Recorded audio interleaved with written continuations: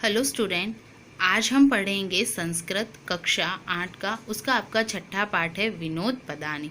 विनोद पदानी का मतलब होते हैं ऐसे हास्य चुटकुले या ऐसे छोटे छोटे पद जो हास्य मतलब हंसने वाले।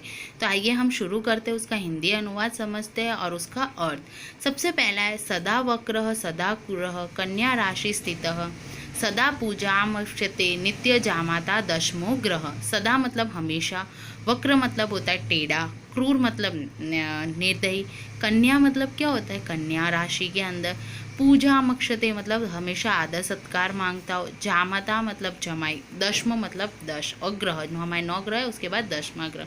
अब हम इसका हिंदी अनुवाद पढ़ लेते हैं। देखिए अनुवाद है, हमेशा टेढ़ा और हमेशा निर्दयी और हमेशा कन्या राशि में रहता है। हमेशा कैसा है, टेढ़ा है, हमेशा निर्दयी और हमेशा कहाँ रहता है, कन्या राशि में। वह हमेशा क्या मांगता है, आदर सत्कार की अपेक्षा रखता है, जिस कारण वह 10वां ग्रह है। अब देखो यहाँ पर क्या बोल रहे हैं, ये हमने हिंदी अनुवाद देखा कि हमेशा टेढ़ा है, हमेशा निर्दयी है और हमेशा कैसा है, कन्या राशि में रहता है। वह हमेशा क्या मांगता है, आदर सत्कार मांगता है, अपेक्षा ही रखता है, जिस कारण वह 10वां ग्रह है। अब इसको हम समझते हैं कैसे, जैसे कन्या राशि मतलब किसी की शादी, किसी लड़की की शादी किसी लड़के से होती है तो वो क्या हो जाएगा, उसके मम्मी पापा के लिए, लड़की के लिए दामाद, तो दामाद की हमेशा क्या करनी पड़ती है, आदर सत्कार करना पड़ता है। यदि हम उसका अच्छे से आदर सत्कार नहीं करते तो वो क्या हो जाता है, नाराज हो जाता है। इसीलिए कवि ने इसके माध्यम से दामाद को निर्दयी, क्रूर और टेढ़ा बताया है। दूसरा देखते हैं हम, टका धर्मः टका कर्मः टका ही परम तपः अस्य हस्ते टका नास्ति हाटके टक टकायते। अब टका का मतलब होता है पैसा, धर्म आपको पता है, कर्म हम जो कर्म करते हैं, परम तप मतलब श्रेष्ठ तप, यस्य मतलब वही, हस्ते मतलब हाथ, हाट के मतलब क्या होता है बाजार, और टक टकायते मतलब भटकता। तो अब हम इसका अनुवाद पढ़ते हैं। देखिए पैसा धर्म है, पैसा कर्म है, पैसे को ही श्रेष्ठ तप माना गया। जैसा है ना, टका धर्म मतलब पैसा ही धर्म है, टका कर्म मतलब पैसा ही कर्म है, पैसे को ही श्रेष्ठ परम मतलब श्रेष्ठ तप माना गया है। जिसके हाथ में पैसे नहीं होते वह बाजार में भटकता रहता है। अस्य हस्ते टका मतलब जिसके हाथ में पैसे नहीं हैं, नास्ती नहीं है, हाट के टकटकाए थे वो बाजार के अंदर भटकता रहता है। इसलिए कहने का मतलब ये है कि अभी की दुनिया में कवि कहता है कि पैसा ही सब कुछ है। जिसके पास पैसा है उसका सम्मान किया जाता है, जिसके पास पैसा है उसी का सम्मान किया जाता है, कहाँ, समाज में। और जिसके पास पैसा नहीं होता वो क्या करता है, भटकता रहता है। जैसा भिखारी, उसके पास पैसे नहीं होते तो वो सब जगह भटकते रहते हैं, गरीब लोग। और जिनके पास पैसा है समाज उन्हीं को ही बुलाता है। तो धर्म से, कर्म से और श्रेष्ठ तप पैसे को माना गया है। तो ऐसा होना चाहिए नहीं। फिर है घट भिन्नात् घट पट छिन्नात् कुर्याद्रास भरारोहणम येन केन प्रकारेण प्रसिद्ध पुरुषो भवेत्। घट भिन्नात् मतलब घट मतलब घड़ा, भिन्नात् मतलब फोड़ना, पट छिन्नात् मतलब पट मतलब कपड़े, पटम मतलब कपड़े फाड़ना, कुर्यादास भारणोह मतलब गधे पर बैठना, येन केन प्रकार ने जैसे तैसे प्रकार से, प्रसिद्ध मतलब यश, पुरुषो भवेत् पुरुष मतलब मनुष्य। तो देखिए घड़ा फोड़ देते हैं, मनुष्य क्या करते हैं, हमने देखा ना, घटम भिन्नात घड़ा फोड़ देते हैं, अपने कपड़े फाड़ देते हैं और गधे पे सवारी करते हैं। और गधे पर क्या करते हैं, सवारी करते हैं।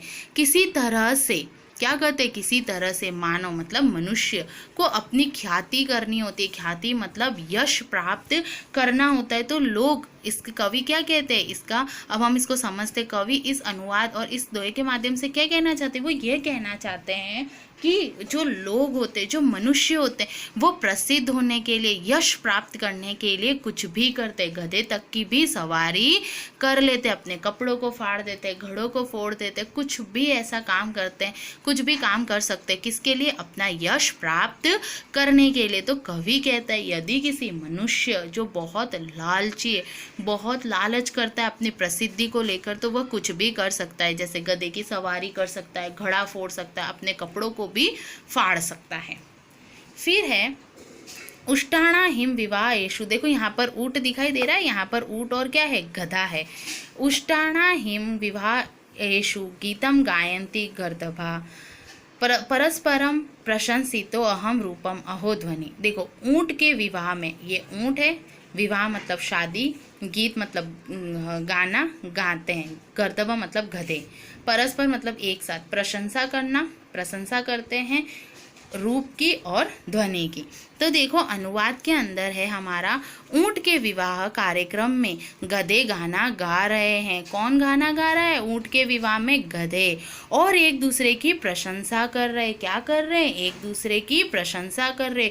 वाह कैसा सुंदर रूप है। गधा ऊंट को बोल रहा है कि तेरा रूप बहुत सुंदर है। वाह कैसी मधुर आवाज़ है, और ऊंट उसको बोल रहा है तेरी आवाज़ बहुत मधुर है। तो कवि इसमें यह व्यंग करते हैं कि वर्तमान परिस्थिति के बारे में बताएं कि वर्तमान परिस्थिति कैसी है। जो विषम परिस्थिति यहाँ पर देखना, लोग एक दूसरे की प्रशंसा करते, अपना काम करवाने के लिए लोग क्या करते हैं? एक दूसरे की प्रशंसा करते। ऊंट का रूप इतना अच्छा नहीं है, फिर भी गधा अपना काम कराने के लिए क्या करता है?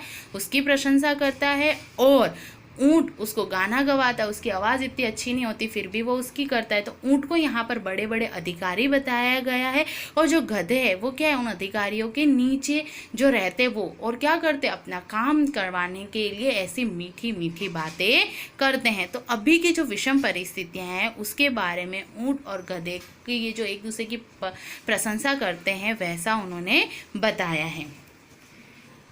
कन्या वर्यते रूपम माता वितम पिता श्रुतम बंधवाहा कुल मिच्छन्ति मिष्टांत मित्रे जनाः। कन्या मतलब लड़की होती है, वर्ता मतलब वर होता है, रूप मतलब रूप को देखना, वित्त मतलब पैसा, श्रुतम मतलब पढ़ाई, बांधवा मतलब जो सगे संबंधी होते हैं, कुल मित्र होते हैं, वो क्या करते हैं? ऊंचे कुल को देखते हैं, मिष्टांत मित्र जना, और कुछ लोग मिठाई को। तो यहाँ पर देखो अनुवाद है, कन्या मतलब कन्या मतलब है हमारा यहाँ पर लड़की, कन्या मतलब लड़की, ठीक है, लड़की के विवाह के रूप में। तो कन्या लड़की रूप में माता, ठीक है, कन्या क्या करती है? रूप को, माता धन को, और पिताजी पढ़ाई को पसंद करते हैं। सगे संबंधी किसको करते हैं? ऊंचे कुल को पसंद करते हैं, और कुछ लोग जो शादी में अपनी हाजिरी देने आए वो मिठाई को पसंद करते हैं। तो कवि ने इस जो पद के माध्यम से क्या कहा है कि जब लड़की बड़ी हो जाती है, जब वो शादी करने लायक होती है, तो कन्या अपने वर के अंदर क्या ढूंढती है? रूप को, कि उसका रूप बहुत अच्छा होना चाहिए। माता होती है वो ढूंढती है कि वो बहुत पैसे वाला होना चाहिए, और पिताजी यह ढूंढते हैं कि वो उसने बहुत अच्छी पढ़ाई की हुई हो। और जो सगे संबंधी होते हैं वो सोचते हैं कि ऊंचे कुल में हमारी लड़की की शादी हो। और जो लोग खाली शादी के अंदर शामिल होना चाहते हैं उनको क्या है? शादी की मिठाई पसंद होती। तो ये बताते हैं कि कैसे जब कन्या शादी के लायक होती है तो वो वर के अंदर, मतलब जो लड़का है उसके अंदर कौन कौन से गुण ढूंढते हैं? रूप, धन, पढ़ाई, ऊंचे कुल का, ये सारे क्या करते हैं? वो गुणों को उसके अंदर ढूंढते हैं। वेदराज नमस्तुभ्यं यमराज सहोदर यमस्तु हरति प्राणवेदः प्राणान् धनानि च।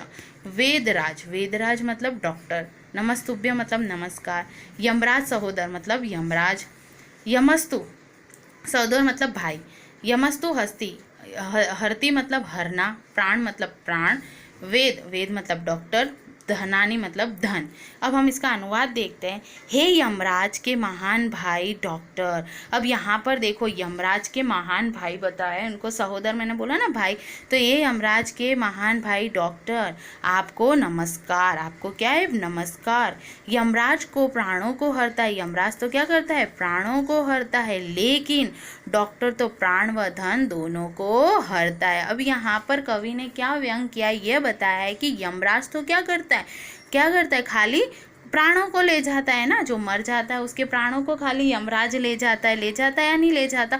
लेकिन डॉक्टर तो क्या करता है? प्राण तो लेता है, लेकिन जो दवाई का खर्चा हुआ है, जो उसके वहाँ पर रहते हैं, रहन सहन का जो खर्चा है, वहाँ पर रहना, डॉक्टर की फीस, दवाइयों का खर्चा, और धन भी ले लेता है और प्राण भी ले लेता है। इसीलिए यहाँ पर डॉक्टर को यमराज का भाई बताया कि यमराज तो खाली प्राणों को हरता है, लेकिन आप तो क्या करते हो? डॉक्टर को बोलते हैं कि आप तो लोगों के प्राण तो लेते लेते लेते हो, लेकिन साथ में क्या करते हो, प्राण चले जाने के बाद वो क्या करते हैं, डॉक्टर ऐसे अच्छे होते हैं ना, वो सबको ठीक करते हैं। लेकिन यदि कोई मर जाता है, मरने के बाद भी जो उसका पहले का खर्चा है, धन दोनों को हर देते हैं। इसलिए यहाँ पर नीचे लिखा है कि डॉक्टर तो प्राण व धन दोनों को हर लेता है। अब आपको समझ में आया विनोद पदानी के आपके 6 जो पद थे उसके बारे में।